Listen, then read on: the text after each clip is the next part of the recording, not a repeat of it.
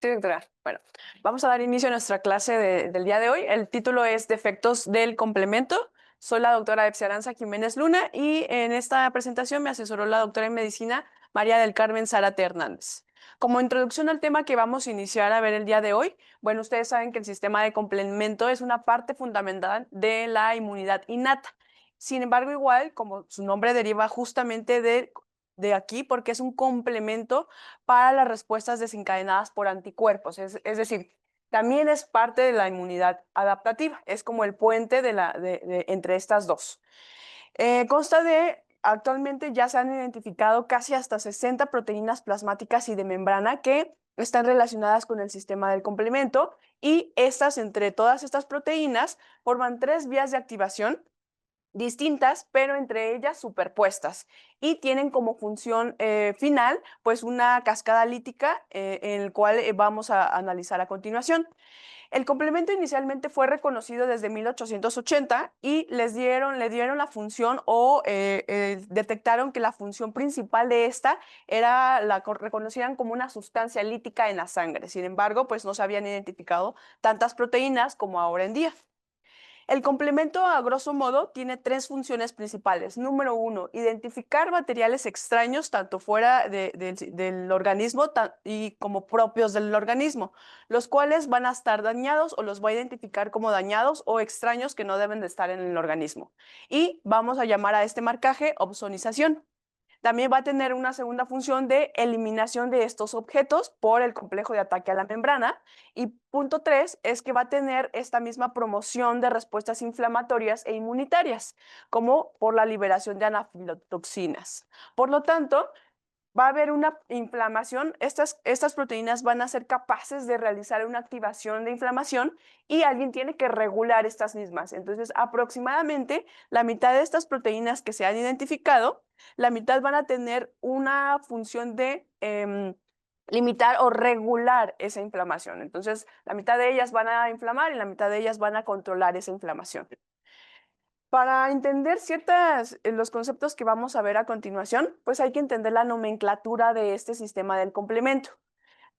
Inicialmente, las proteínas que usted se describe del sistema del complemento se empezaron a nombrar por medio de cómo las descubrían, C1, C2, por orden de cómo se descubrían. Sin embargo, pues como que generaba esto inconsistencias terminológicas, porque realmente no sigue como el número, pues el orden que se utiliza en el sistema de activación, ¿verdad? De la activación que vamos a ver. Entonces, esto hacía confuso los términos. Actualmente, se le va a designar en la vía clásica con una C mayúscula y va a proseguir de un número. Normalmente se va a utilizar igual para los componentes del complejo de ataque de la membrana, es decir, la MAC, estos a partir del 5 hacia el 9. Tratan de colocar el número con base al orden de reactividad que tenga esa proteína, a excepción del C4. ¿Ok? Pero realmente ahora sí vamos a comprender que el orden de la C va a significar que es el componente de vía clásica y el número el orden de reactividad. Y la vía alternativa se va a designar como factores y van a ser por letras, factor B y factor D. Esto es, si nosotros comprendemos y entendemos esta nomenclatura, se nos puede hacer más fácil entender las cascadas que vamos a ver a continuación. Ok. Entonces, con base a cómo se vaya activando también esta activación proteolítica, va a haber fragmentos y ustedes van a escuchar de fragmentos B con B minúscula, A minúscula y se van a ir fragmentando. Eso es lo que vamos a ir viendo a continuación. Entonces se va a ir determinando estos fragmentos con letras minúsculas, por ejemplo, estas. El fragmento más grande normalmente se va a unir a Diana y se va a enumerar con la letra B minúscula, por ejemplo, en C3B o BB. ¿Ok? Bueno, la activación como tal de la proteólisis va a estar limitada porque va a producir más productos de degradación y esto se va a ir adjuntando como letras pues C y D. Entonces, estas letras minúsculas, ustedes van a entender que van a ser productos de la degradación de esta cascada de proteólisis. ¿Ok? Pero las iniciales van a ser A y B. Los receptores también van a tener, se van a definir, van a tener una nomenclatura muy variada. Los receptores del sistema del complemento Se pueden nombrar tanto por función, como por orden de descubrimiento, como por ligados a los ligandos a los que se unen o por medio de los grupos de diferenciación. Estos son la nomenclatura pues más extensa porque los receptores pueden nombrarse de diferentes formas. Hablando de los reguladores de la membrana, pues eso no va a haber mayor problema. Se van a nombrar como anteriormente ya lo indicamos. Y los reguladores plasmáticos, estos van a ser también la característica, van a ser que se van a denominar como factores H e I o la proteína de unión AC4B. Entonces, con base a la nomenclatura, ustedes pueden entender de qué se está hablando. Si se está hablando de una proteína de la cascada clásica, de la alternativa, si se está hablando de receptores o de reguladores, y así podemos entender más fácilmente lo que vamos a explicar a continuación. Entonces, vamos a iniciar hablando de las vías y la activación del sistema del complemento. Existen 3 vías principales por las cuales se va a activar el complemento. La cascada clásica, la de lectinas y la de la alternativa, la vía alternativa. Todas van a tener en común que si bien se van a activar de manera distinta, que vamos a desglosarlo a continuación, van a tener en común la activación de C3. Entonces, van a compartir esta activación de T3 y vamos a desglosar una por una cómo es que se activan, ¿ok? Pero tienen que entender ustedes que si bien van a empezar a activarse de manera distinta, van a tener una vía común de activación de C3. La vía clásica, a lo mejor lo importante de aquí es que se va a activar por anticuerpos, ¿ok? Cuando los anticuerpos, ya sea la IgM, IgG, se unan a los antígenos, van a formar un complejo inmune, ¿ok? Y este complejo inmune se va a unir a C1Q. Al momento de unirse a C1Q, se van a activar las proteasas C1R y C1S, que van a formar este complejo de C1Q. Y tras la unión, pues los anticuerpos cuando se unan a estos, se van a activar y posteriormente van a encendirse C4 y C2. Ojo, ¿por qué sería importante esto? Porque tenemos deficiencias en estas proteínas, C2, C4, que son de las principales que vamos a ver a continuación. Entonces, si tenemos deficiencias en alguna de estas proteínas, realmente no vamos a tener la cascada o la iniciación por medio de esta vía, no se va a completar, ¿ok? Después de estos pasos, vamos a llegar al paso en común que tienen y se va a activar C3. Entonces, de lo interesante de la vía clásica que tenemos que recordar sería que se activa mediante anticuerpos. Del anticuerpo que se activa o se fija mayormente en esta cascada va a ser la IgG y específicamente la subclase 1 y 3. ¿Ok? De la vía de la lectina, esta como tal va a ser la especialidad que va a tener es que va a reconocer de manera rápida los patrones repetitivos de carbohidratos. ¿Qué quiere decir esto? Los famosos PAMs, ¿ok? Entonces, va a reconocer la vía de la lectina, va a ser similar a lo que hablamos, pero la gran diferencia es esto, lo que reconoce. Esto va a activar, va a reconocer estos patrones, es decir, a este microbio, en este caso en esta bacteria, y al momento de reconocer estos patrones microbianos, va a formar un complejo de lectina de unión amanosa con la proteasa asociada a lectina. Cuando se forma este complejo, va a tener como resultado final la escisión o proteólisis de C4 y C2, que es parecida a la clásica, ¿no?, que hemos mencionado. Y de aquí va a activar a C3 y vamos a tener la vía de activación. La vía alterna, la característica de esta principalmente va a ser es que no requiere ni de la presencia de anticuerpos ni lectinas para activarse. Entonces, ¿cómo lo va a hacer? Aquí lo principal que tiene que quedarnos en nuestra mente va a ser que va a ser el tick over. ¿Y qué es este famoso tick over? Como tal, todos tenemos en la sangre, pues C3, ¿verdad? De manera libre. Y este C3, esta proteína es muy lábil. Entonces, esta por sí sola se puede prender. No necesita de reconocer a patrones moleculares de microbios, ni siquiera de los anticuerpos. Esta va a tener como característica que se activa sola, es muy lábil. Y es como digamos, con un sistema de alarma de nuestro organismo que en cualquier momento se puede activar para estar asegurándose de, digamos, que todo esté en orden. Entonces, este es el famoso tick over. Al momento de que esta C3 tenga una hidrólisis espontánea, y decir, de la nada, se va a unir a un factor al factor B y va a generar un complejo, el famoso complejo C3b. Al momento de activarse, va a activar la escisión de factores D y B, que va a tener como función principal el complejo de C3 convertasa. Y como punto en común de todas estas tres líneas que les acabo de hablar, al momento de activar todos estos factores, cada una por su vía, se va a formar la C3 convertasa y de ahí se deriva, por así decirlo, toda la cascada que ya ustedes conocen, ¿verdad? De los complejos, de la formación de la convertasa C5 y todos los demás, digamos, pasos que ustedes conocen para la formación final del complejo de ataque a la membrana, ¿ok? Entonces, las tres vías van a tener como vía común o en común esta activación de la C3 convertasa. Entonces, en resumen, la vía clásica se va a activar por complejos, complejos autoinmunes, por complejos inmunes.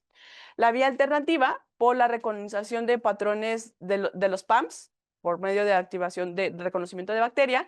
Y realmente, perdón, la lectina y la alternativa por sí sola se va a estar prendiendo, ¿ok? Por medio del tick over. Entonces, en conjunto, como resultado final, vamos a tener esta activación del ataque de membrana. ¿Y qué es esto? ¿Qué es este MAC? Este MAC, como resultado final de la activación del sistema de complemento, pues va a alterar la integridad de la membrana celular. Por lo tanto, va a producir la lisis de este microbio por el cual inicialmente se prendió este sistema de complemento. Y bueno, cada cascada, cada vía que hemos visto, pues va a promover una respuesta inflamatoria, ¿verdad? Y del sistema de complemento, pues llama la atención o lo importante son las anafilotoxinas, como C3A, C4A y C5A. Estas son las más importantes, la C3A y la 5A. A grosso modo, las funciones del complemento son muy variables y las podemos enumerar aquí de las más importantes. Como lo hemos mencionado, nos va a servir para la opsonización de patógenos, que quiere decir para señalar a los patógenos y todo el sistema inmune pueda reconocerlos más fácilmente y pues destruirlos. También va a tener como una función la quimiotaxis y la inflamación, la lisis propiamente de los patógenos por medio del complejo de ataque de membrana, la eliminación de estos complejos inmunes y células apoptóticas, la modulación de la inmunidad adaptativa, como hemos visto, de ahí deriva su nombre de complemento a la inmunidad adaptativa, una homeostasis e inmunovigilancia y funciones intracelulares. Entonces, ya reconociendo todo esto y entendiendo estas funciones que les he explicado, pues va a ser más fácil entender los defectos del complemento.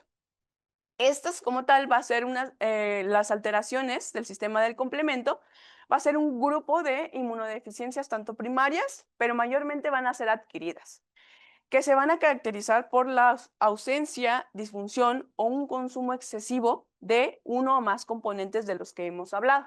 Si bien el término correcto sería defectos, porque no nada más vamos a hablar de ausencias o deficiencias. Por eso se engloba a todas estas alteraciones en un grupo de enfermedades, ¿verdad? De defectos del complemento. Entonces, estos defectos del complemento van a hacer que un organismo, que el individuo, tenga mayor susceptibilidad a ciertas infecciones, a tanto, no nada más infecciones, sino también a enfermedades autoinmunes y síndromes de activación descontrolada, es decir, hay una inflamación que no se puede controlar o no se puede regular. Lo podemos encontrar como, por ejemplo, enfermedades autoinmunes como lupus de inicio temprano en niños, como meningitis meningocócica, glomerulopatías atípicas o angioedema no alérgico. ¿Qué podemos decir de la epidemiología? Bueno, estas estimas realmente se consideran raras, sin embargo, representan de un 2 a 10% de todos los errores innatos de la inmunidad. Por lo tanto, en conjunto, pues realmente pues van a ser un gran porcentaje, ¿verdad? La prevalencia a nivel general en toda la población se estima alrededor de un 0.03%, pero se cree que está infradiagnosticada. ¿Cuál es la deficiencia del complemento más frecuente si les preguntan a grosso modo y en general en todo el mundo? Pues se dice que es el déficit de la lectina del MBLB, en el cual la gran mayoría de las personas que padezcan esta pues van a ser asintomáticos, pero hay ciertos niños que pueden tener manifestaciones de infecciones piógenas en estos casos, pero a grosso modo esta va a ser la más frecuente. En México, ¿qué podemos decir de la epidemiología?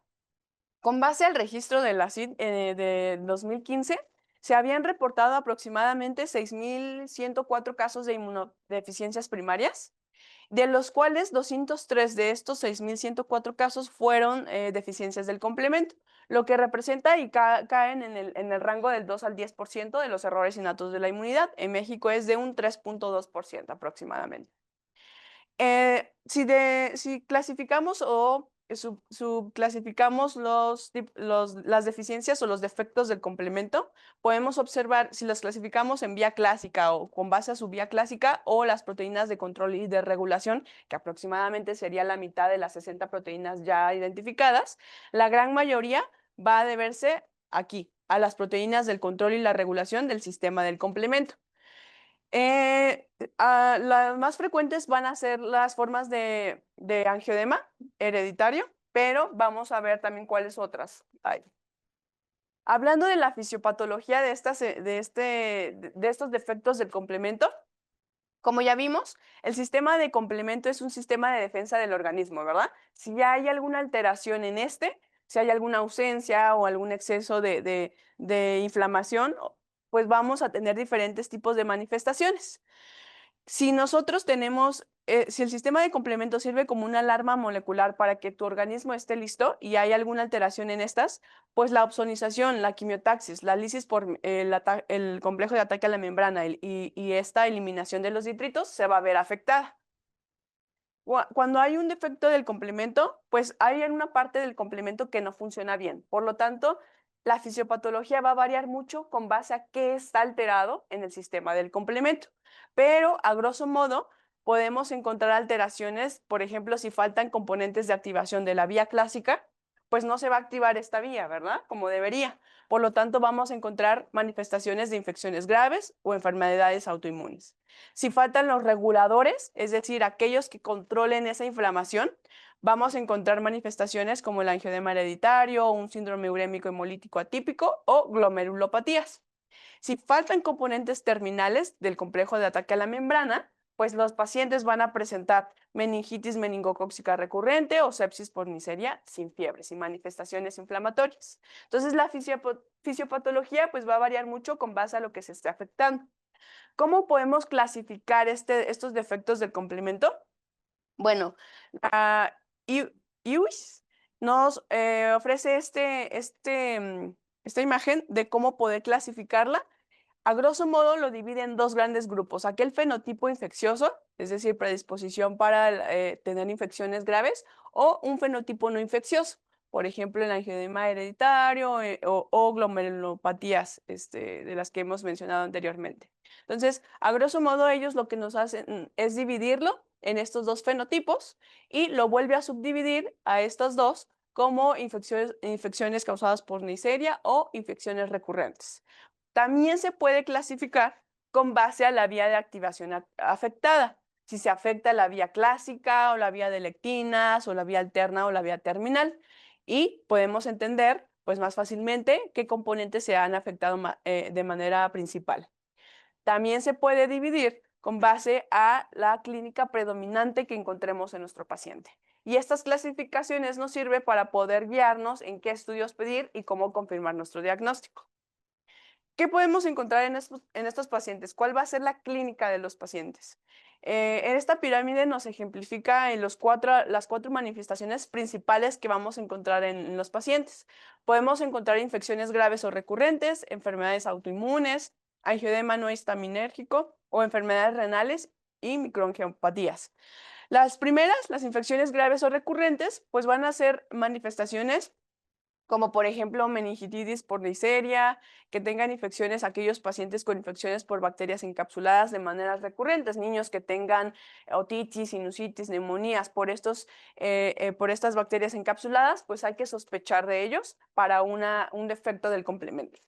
Hablando de la autoinmunidad, bueno, el lupus eritematoso sistémico de inicio en la infancia hay que tenerlo en el radar porque no va a ser un inicio de una enfermedad autoinmune de manera muy temprana. Entonces hay que descartar que tenga un defecto del complemento. El angioedema sin urticaria, es decir, aquel paciente que tiene ataques de edema no pruriginoso, que no responde a antihistamínicos, que no responde a esteroides, pues hay que tener en cuenta que puede deberse a una sospecha de deficiencia de C1 inhibidor. Aquellos pacientes que tengan daño renal o vascular atípico, es decir, que normalmente son manifestaciones no clásicas de estas, por ejemplo, la proteinuria persistente con C3 bajo, la que tenga anemia hemolítica, trombocitopenia o falla renal, o que sea ya como algo familiar, casos familiares de insuficiencia renal, pues hay que tenerlo también en el radar para poder sospechar de estas. Entonces, les dejo aquí una lista de 5 puntos que tenemos que tener en mente, como en alerta en bandera roja, en qué casos sospechar de una deficiencia del complemento. Número 1, en aquellos pacientes menores de 5 años que tengan meningitis meningocócica o aquellos pacientes que tienen muchas infecciones recurrentes, sobre todo por bacterias encapsuladas. 3, que tenga un niño, por ejemplo, en un inicio o un diagnóstico de lupus, pero de manera muy temprana. Hay que sospechar también de un defecto del complemento.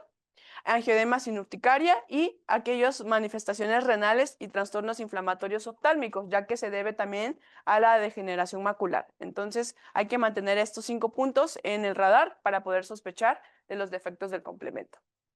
Y bueno, a grosso modo, ¿cómo haríamos el diagnóstico de estos defectos? Número 1, tenemos que sospecharlo, ¿verdad? Ya que hemos sospechado en estos 5 casos que les comenté, vamos a evaluar las vías del complemento a grosso modo, ¿ok? ¿Cómo vamos a hacerlo? ¿Cómo vamos a hacer esto? Por medio de 2 estudios. Uno que va a evaluar nuestra vía clásica y nuestra vía alterna. Número 2, si estos llegan a estar alterados, vamos a evaluar la vía de la lectina por medio de un estudio ELISA. Y si este llega a estar alterado, vamos a evaluar las proteínas reguladoras de la membrana por citometría de flujo. Entonces lo vamos a ir evaluando por pasos, por escalones. Vamos a iniciar con estos primeros estudios de la evaluación de la vía clásica y alterna, es decir, CH50 y AH50. La CH50 va a evaluar una vía clásica hemolítica y la AH50 va a evaluar una vía alterna hemolítica. Entonces, para que nos acordemos, CH de clásica hemolítica y AH de alterna hemolítica. ¿Ok? Entonces, lo que va a evaluar, esta primera nos va a evaluar estos factores, estas membranas, y nos va a medir la capacidad lítica total de estas proteínas.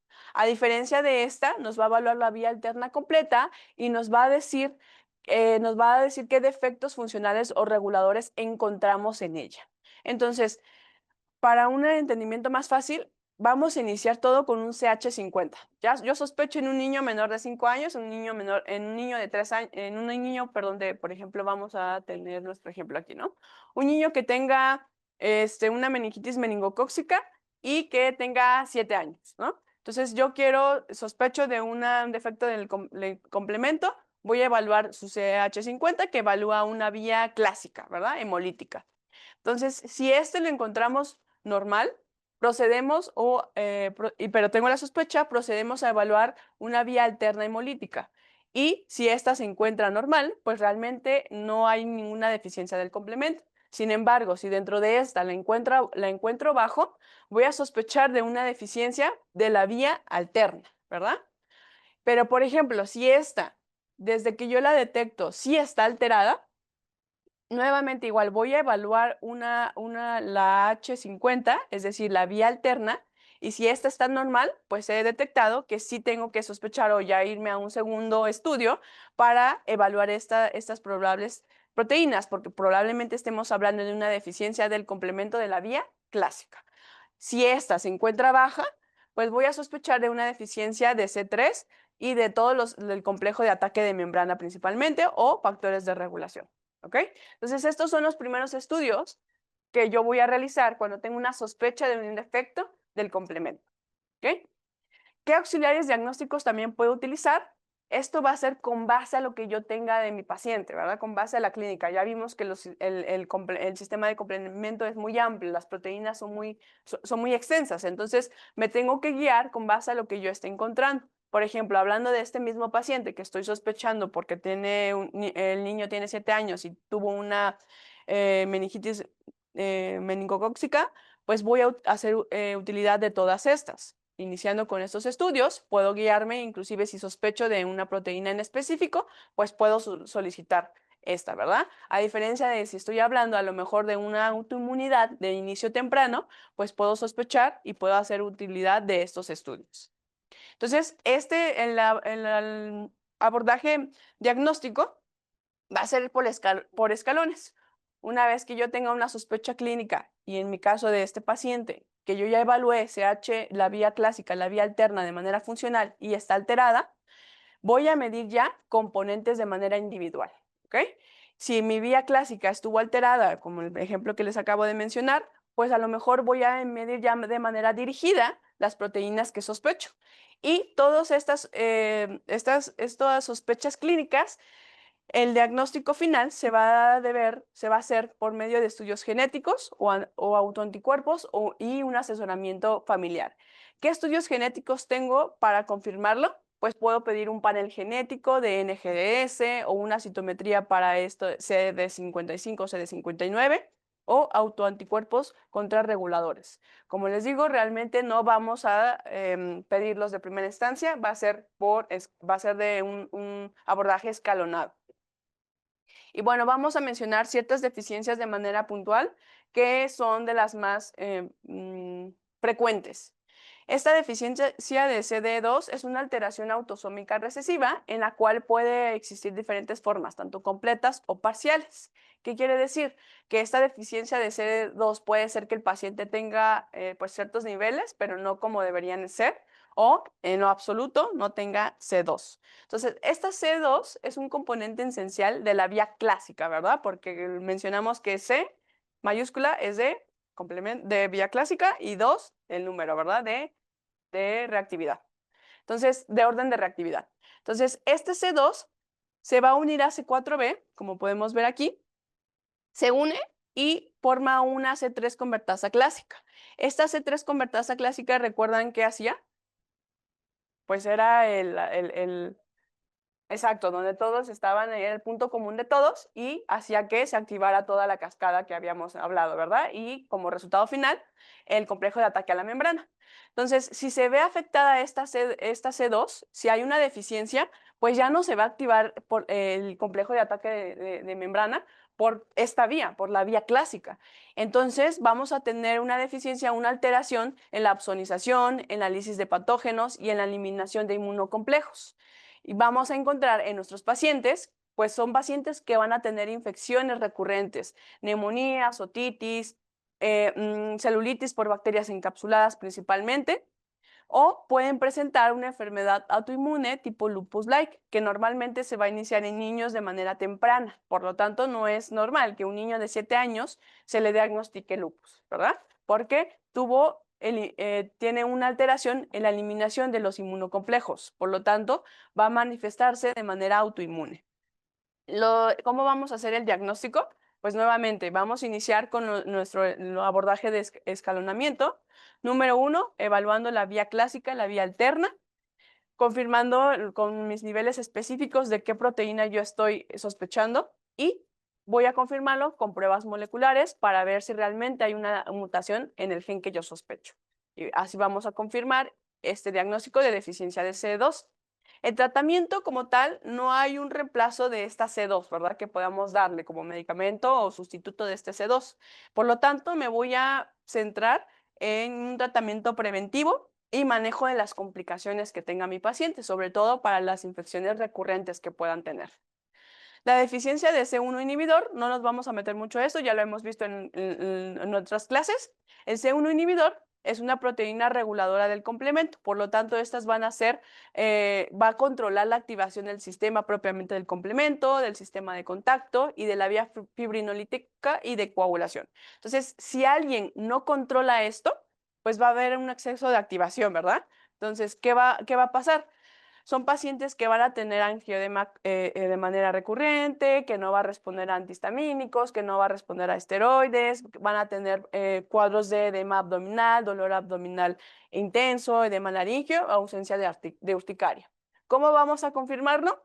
Nuevamente vamos a evaluar nuestras proteínas, un tamiz a lo mejor con C4 y C1 de manera inicial. Cuando yo encuentro alteraciones en estas, pues voy a buscar de manera intencional ya para estas proteínas, ¿verdad? Y la confirmación, pues va a ser de un estudio genético para encontrar las mutaciones del gen. Hablando de la deficiencia de C3, loss of function, pues esta va a ser de una herencia autosómica recesiva. Este C3 va a ser un componente clave del sistema del complemento, nuevamente va a participar en estas funciones y al momento de tener alterado pues estas funciones en el paciente, van a ser pacientes que van a tener infecciones recurrentes graves, glomerulopatías o autoinmunidad, ¿va? ¿Cómo vamos a hacer el diagnóstico? Si se dan cuenta, vamos a iniciar con los estudios que mencionamos, una evaluación del sistema de la vía clásica hemolítica y de la alterna. Si estos están bajos o alterados, vamos a ir por las proteínas en las cuales sospechamos para medirlas y vamos a confirmarlo con un estudio genético. El tratamiento, a grosso modo, de estos defectos del complemento de los cuales hemos estado mencionando, pues va a depender mucho de lo que está faltando, ¿verdad? Si falta activación, si hay pérdida de regulación, si hay activación excesiva. Por lo tanto, el tratamiento va a ser muy específico del defecto que confirmemos. Las medidas en generales del tratamiento para estos defectos, pues algo importante a mencionar es la vacunación completa más los refuerzos en estos pacientes. Va a ser algo relevante que tenemos que tener en mente y a lo mejor recordar. Siempre hay que vacunarlos contra neumococo, meningococo, influenza. Vamos a darles una profilaxis antibiótica, por lo que hemos hablado. Hay que explicarles y darles un consejo genético a la familia y pues que ellos o su entorno conozcan y que sepan de su diagnóstico, ¿verdad? El pronóstico. Hay ciertos factores que hacen que empeoran el pronóstico y estos son los siguientes: que nosotros hagamos un diagnóstico tardío porque pues no estamos ofreciéndole esa profilaxis al paciente y son pacientes que se pueden infectar de manera recurrente y de manera grave, como ustedes vieron. La ausencia de la vacunación preventiva, por eso es importante nosotros saberlo, van a venir con nosotros para asesoramiento, entonces hay que saber que podemos vacunarlos sobre todo contra estos encapsulados, ¿verdad? La profilaxis antibiótica, brotes recurrentes de enfermedad renal sin un diagnóstico etiológico, ¿verdad? Hay que abordarlos de manera completa. O el acceso limitado a tratamientos biológicos. Estos son factores de mal pronóstico para los pacientes. Bueno, el angioedema, a grosso modo, hablando de modo puntual de algunos defectos del complemento, el angioedema hereditario como tal, si no tenemos un diagnóstico, tiene un gran porcentaje de mortalidad, de un 23%. Es muy alto. Aquel paciente y ha pasado, que llega a urgencias por edema laringio, que no tenga un diagnóstico, pues inclusive el paciente que tuvimos que ya tiene un diagnóstico, que nos pasó que no reconocía el médico el diagnóstico, pues ya lo querían dar de alta, ¿verdad? Ante un edema laringio. Entonces, tiene un alto porcentaje de mortalidad, hay que tenerlo en cuenta. Las formas de alteración de glomerulopatías, pues realmente si no tenemos una etiología reconocida, pueden progresar a enfermedad renal crónica en hasta el 50% de los casos. Los pacientes con defectos de deficiencia C1Q o C4 pueden desarrollar lupus sistémico temprano, por lo tanto hay que estarlos monitorizando y pues identificarlos. El pronóstico como tal puede ser muy variado, puede ser, si lo diagnosticamos de manera temprana, el paciente le puede ir muy bien, pero como vimos, todos estos factores pues son de mal pronóstico y un diagnóstico temprano pues ayudaría a que el paciente mejorara este pronóstico. Y bueno, nada más, antes de terminar, voy a mencionarles igual un caso clínico para que a lo mejor se nos quede más en mente. Esta es una paciente con sus iniciales de AML, tiene 28 años y está embarazada. Es su segunda gesta. El primero fue parto sin ninguna complicación.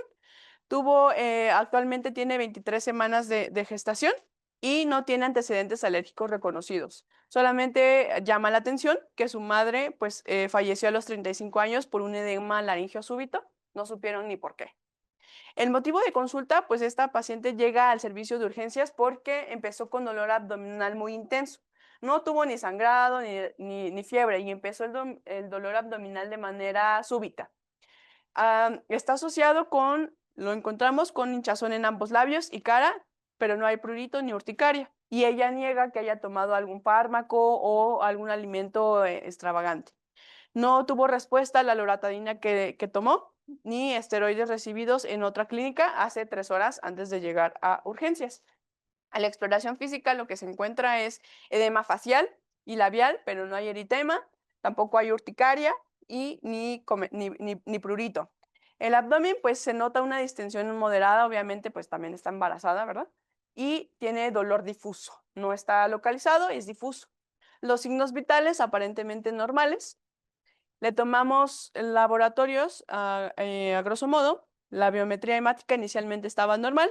Sospechamos de un angioedema hereditario por los antecedentes y todo lo anteriormente mencionado, en el cual podemos encontrar pues un C4 ya bajo. Se le pide un CH inhibidor cuantitativo y funcional, los cuales también están bajos, y un C1Q, que nos hablaría de un angioedema adquirido, pues está normal. Por lo tanto, confirmamos el diagnóstico de angioedema hereditario tipo 1. No tenemos los estudios genéticos, pero se planifican para detectar esa mutación. Entonces tenemos el diagnóstico actualmente de un angioedema hereditario con crisis moderada durante el embarazo. Entonces, ¿qué tratamiento sería el ideal en esta paciente? Bueno, se le hace una infusión de Berinert, que es un C1 inhibidor, de una dosis de 20 unidades kilo. Se le hace una única infusión durante su crisis y se mantiene en monitorización por al menos 48 horas. Se le proporciona hidratación IV y manejo de soporte. Realmente no tenía otra molestia. Cede el dolor y con eso cede también el angioedema. El seguimiento y la profilaxis durante el embarazo es importante. Número uno, como podemos ver, hay que identificarlo, ¿no? La madre de esta paciente pues tuvo un edema laringio súbito en el cual nunca encontraron una etiología y pues desafortunadamente falleció. Realmente pues sí, lo que a lo mejor en nuestro medio nos limita es la presencia o el uso de Berinert, que no todos los pacientes pues tienen acceso a este. Pero también hay que tener en cuenta que, sobre todo en estas pacientes, durante el embarazo, hay que tener un plan de parto hospitalario, porque realmente el estrés o todo esto que hemos mencionado, pues es una causa para que se active este angioedema en esta paciente y tenga una crisis. El embarazo como tal propiamente va a ser una etapa de alto riesgo para el angioedema hereditario y las crisis pueden aumentar tanto en frecuencia y en intensidad. Por lo tanto, pues realmente uno podría hasta pensar que a lo mejor está en trabajo de parto, ¿verdad? O que a lo mejor va a tener un aborto o que por estar embarazada, ¿no? Pero hay que tener en cuenta que estas crisis van a aumentar durante el embarazo y un tratamiento oportuno va a ser necesario. El tratamiento con el concentrado pues es seguro y debe estar inclusive disponible en cualquier hospital de obstetricia. Y bueno, a grosso modo, como conclusión de nuestra clase del día de hoy, los defectos del complemento son inmunodeficiencias que realmente están infradiagnosticadas, pero sí han estado presentes en nuestro entorno. Realmente es más frecuente de lo que pensamos. Las manifestaciones químicas van a ser muy variadas, como lo hemos visto, pero a grosso modo hay que tenerlos en el radar cuando hablemos de un paciente con infecciones graves o recurrentes, que tenga autoinmunidad de un inicio temprano, aquellos niños con lupus de inicio temprano, tenerlo como sospecha, o una inflamación sistémica que no puede ser controlada de manera fácil o común. El diagnóstico depende de, como vimos, inicialmente pruebas funcionales y debe complementarse con la medición de las proteínas que sospechamos para poder confirmarlo también con una prueba genética y darle el asesoramiento genético ideal a esa familia. Como tal, no existe un reemplazo de todas las proteínas que hemos mencionado, pero sí existe un tratamiento preventivo, el cual puede llegar a salvar vidas a estos pacientes. Y las terapias dirigidas actualmente pues, han transformado cierto pronóstico. Por ejemplo, en el caso del angioedema hereditario, sí existe una terapia en la cual podamos hacer uso de manera dirigida a esta paciente. Y pues eso es todo. Muchas gracias.